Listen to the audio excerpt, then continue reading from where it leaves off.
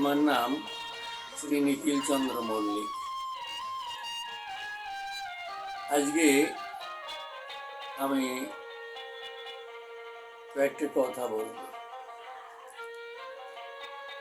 কথা মানে একটা প্রতিবাদ।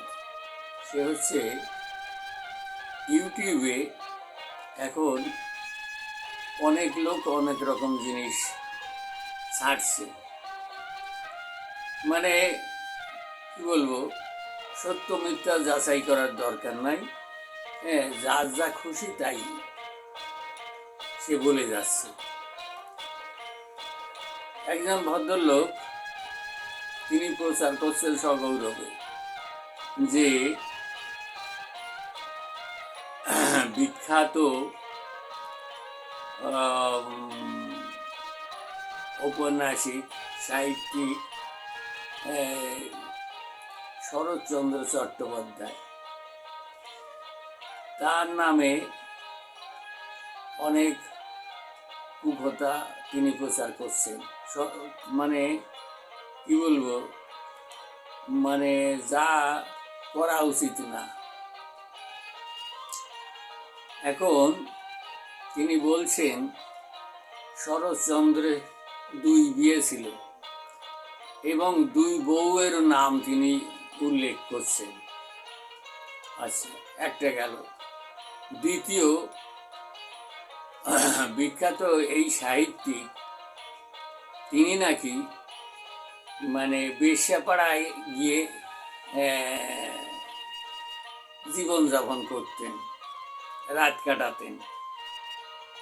এখন আমার প্রশ্ন, যিনি এই প্রশ্ন রাখছেন, দাবি রাখছেন, তার কাছে আমি বলতে চাই, তিনি কি সেই সময় শরৎচন্দ্রের সঙ্গে ওই বেশ্যালয়ে গমন করেছিলেন?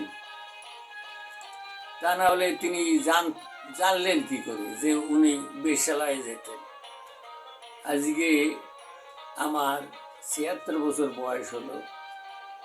আমি শরৎ সাহিত্য পড়েছি, তার কোনো জায়গায়, কোনো বইতে, মুখবন্ধে, কবি, লেখক পরিচিতিতে কোথাও আমি দেখলাম না তিনি বিয়ে করেছেন বা ওই পতিতালয় গমন করেছেন। আচ্ছা, তো এই ভদ্রলোক তিনি কি কারণে করেছেন? কি ওই ভিউ বাড়ানোর জন্য করেছেন নাকি আয় করার জন্য করেছেন নাকি, সেইটাই আমি ভাবছি। তা বলতে চাই কি, যে এইরকম কাজ আপনারা করবেন না। একটা ধিক্কার জানাই আপনাকে, যে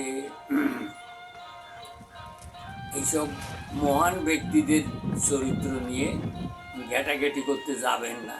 হ্যাঁ, তাতে কি বলবো, আপনার নামের জায়গায় দুর্নামই বেশি হবে। বুঝতে পেরেছেন? এইখানে আমি প্রতিবাদটা না করে পারলাম না, তাই